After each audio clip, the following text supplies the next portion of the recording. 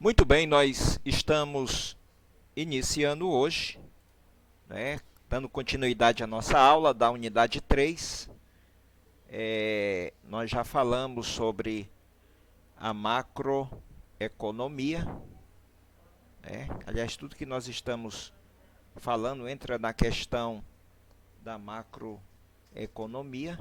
E hoje nós vamos falar aqui da uma introdução, melhor dizendo, à economia internacional. Economia internacional. Vamos lá.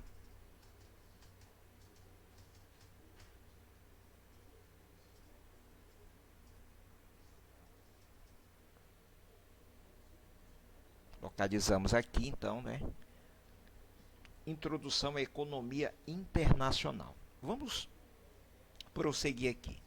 O comércio internacional, ele se constitui de intercâmbio de bens e serviços de capitais entre os diversos países. Muitos teóricos em economia tentam explicar as razões que levam os países a comercializar entre si.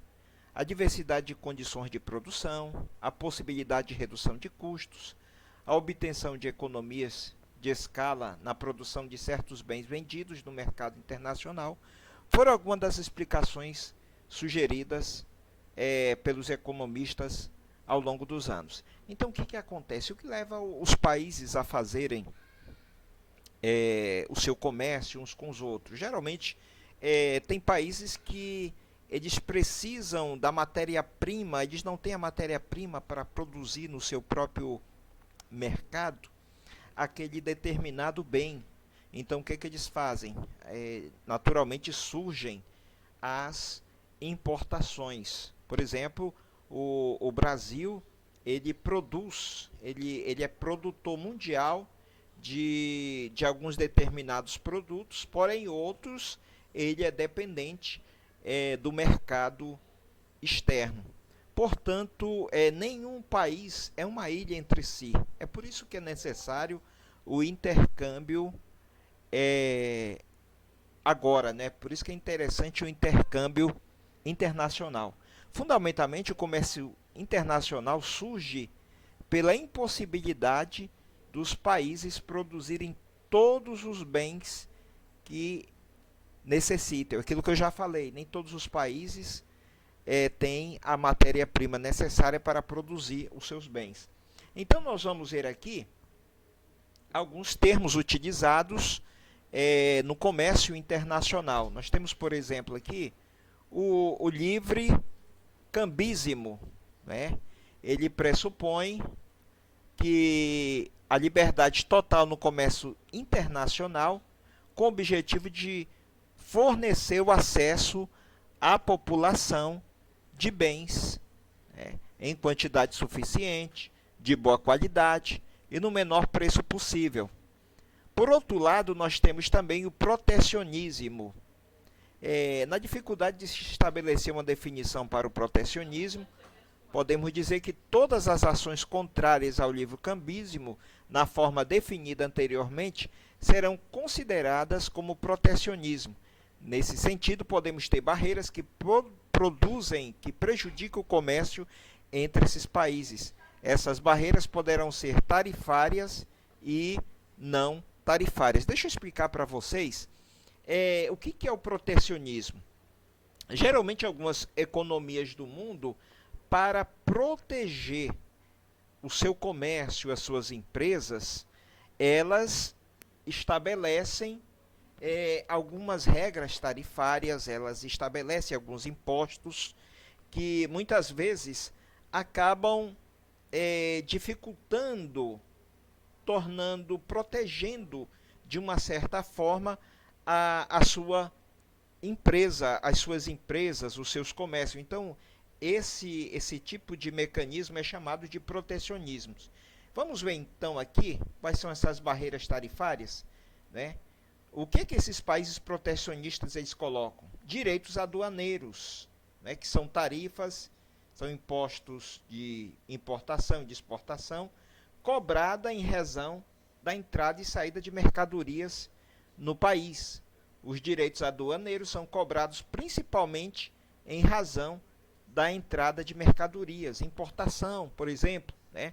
Tempos atrás, por exemplo, havia uma barreira, a chamada reserva de mercado, em relação à computação. Então era muita dificuldade para entrar no Brasil esses produtos por conta de que as barreiras tarifárias eram muito altas, né? Isso, naturalmente, esse é o lado negativo do protecionismo, porque acabava prejudicando o consumidor nacional, não só o consumidor nacional, mas as empresas e tantos outros sistemas de comércio que dependem da informática. Então essa reserva de mercado ela foi anos depois derrubada e o certo é que o Brasil entrou na era da informatização. Temos outro também aqui, barreira tarifária, chamado direito de importação, né?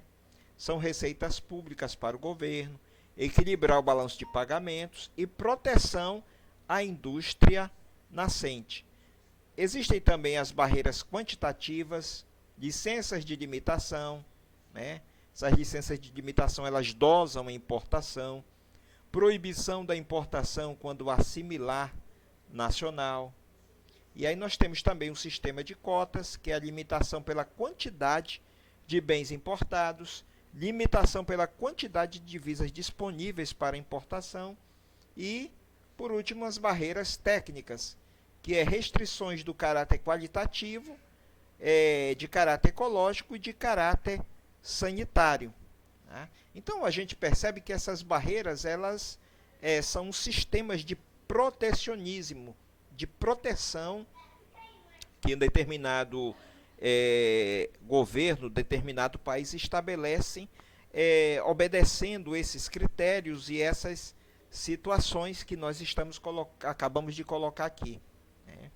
Então, olha só, muitas vezes as diferenças entre as capacidades tecnológicas e disponibilidade de recursos produtivos justificam o intercâmbio de bens e serviços que poderiam ser produzidos dentro do próprio país, né? Nós temos aqui um lembrete. A teoria das vantagens comparativas foi formulada por Davi Ricardo em 1817. Embora as vantagens do livre comércio sejam evidentes, existem situações que se faz necessária a adoção de medidas protecionistas, seja para proteger uma indústria estratégica, ou seja para fomentar a industrialização e a criação de empregos, ou para tornar possível o desenvolvimento de empresas, de indústrias que estão surgindo no país e para combater os déficits na balança comercial, tá? Então, as principais medidas protecionistas são a implementação de impostos de importação ou tarifas aduaneiras e o estabelecimento de cotas para importação e subsídios à exportação.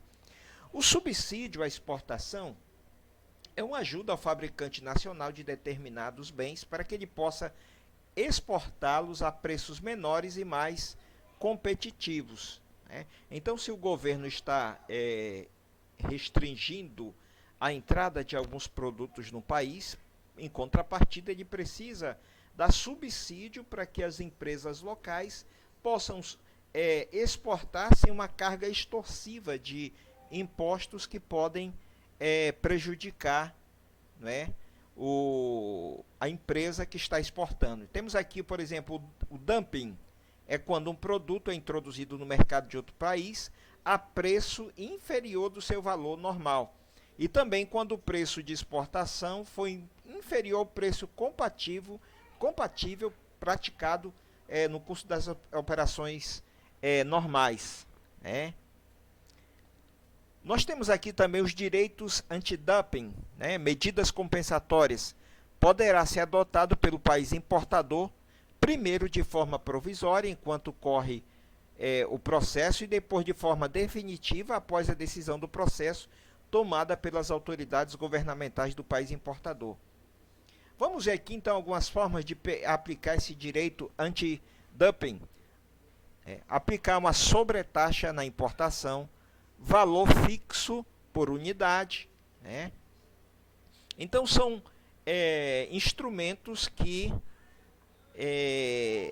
aduaneiros de proteção da empresa nacional. Balanço de pagamentos é o registro de pagamentos e recebimentos feitos com o estrangeiro, ainda o registro de todas as transações econômicas que os residentes no país fazem com o resto do mundo durante o período anual. O balanço de pagamentos ele tem o seu significado econômico, déficit ou superávit. O déficit significa que no período analisado, há uma maior saída do que entrada de moeda estrangeira no país. Já o superávit representa a maior entrada que saída de moeda estrangeira no país. Então, quando a gente ouve muito nos noticiários de economia, o superávit do Brasil foi excelente, isso significa que houve a maior entrada no país de moeda estrangeira. Reservas internacionais corresponde também à quantidade de moeda estrangeira e ouro monetário que o país mantém acumulado. Vamos seguir aqui. Então, vamos então para a taxa de câmbio.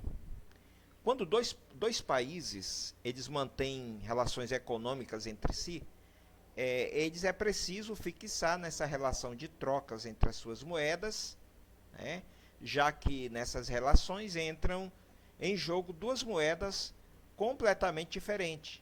Então, a taxa de câmbio é um preço de uma moeda expressa em outra. Pode também ser definida como preço de moeda estrangeira, também chamada de divisa, em termos de moeda nacional. Vejam bem que essa variável econômica ela intermedia todas as transações residentes e não residentes do país. Todas as contas de balanço de pagamento são influenciados pela taxa de câmbio. Não é simples assim a gente explicar a determinação da taxa de câmbio.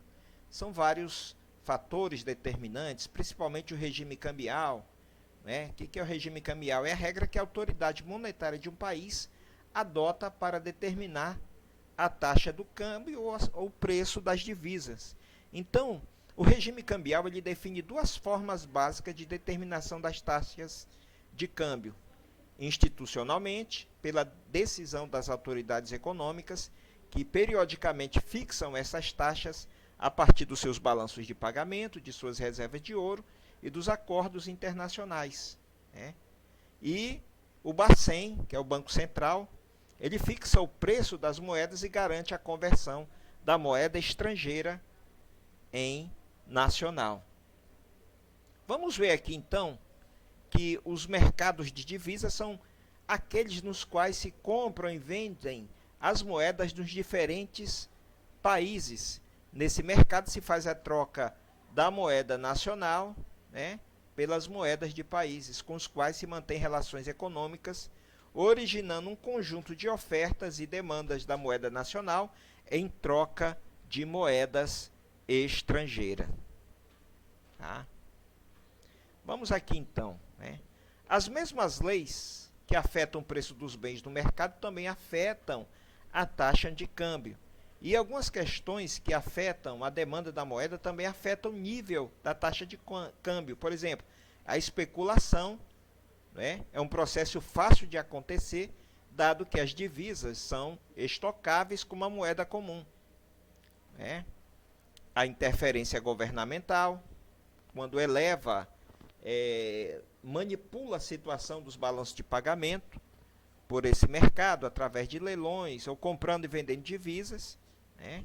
E ainda a taxa de juros, que pode provocar migração de capitais que se deslocam de um país para o outro à procura de alta rentabilidade e baixo risco. Às vezes a taxa de juro, quando a taxa de juro está muito baixa, ela não interessa ao mercado especulativo. Por isso, essas divisas e tantos outros mecanismos existentes dos acionistas migram para outros países. Há um lembrete aqui. a principal moeda de troca no mercado internacional é o dólar norte-americano. Mesmo com a ascensão do euro, muitos países ainda denominam suas relações comerciais com, o, com a moeda americana, com a moeda dos Estados Unidos. Vamos seguir então aqui a nossa aula de hoje, né? Vamos falar sobre a política externa. As políticas externas que atuam sobre os variáveis relacionados ao setor externo da economia divide-se em política cambial e política comercial. A política cambial refere-se à atuação do governo sobre a taxa de câmbio, e a política comercial diz respeito aos instrumentos de estímulo às exportações, controle ou abertura das importações. Os fluxos financeiros são afetados por expectativas e políticas cambiais e monetárias das diferentes economias. Por exemplo, quando as taxas de juros de um país forem superiores às taxas de juros de outro país, pode-se esperar um fluxo positivo de recursos. Assim, a manipulação da taxa de juros acaba se configurando também como um instrumento de política externa.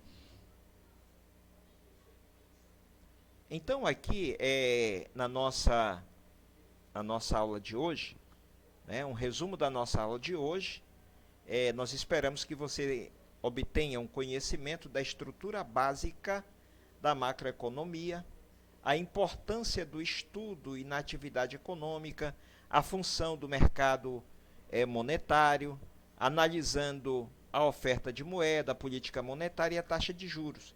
E, por fim, adquirindo conhecimento sobre o papel da economia internacional nas relações entre os países. Então, terminamos aqui a unidade de número 3 e, se Deus quiser, até a próxima semana, se assim Deus nos permitir.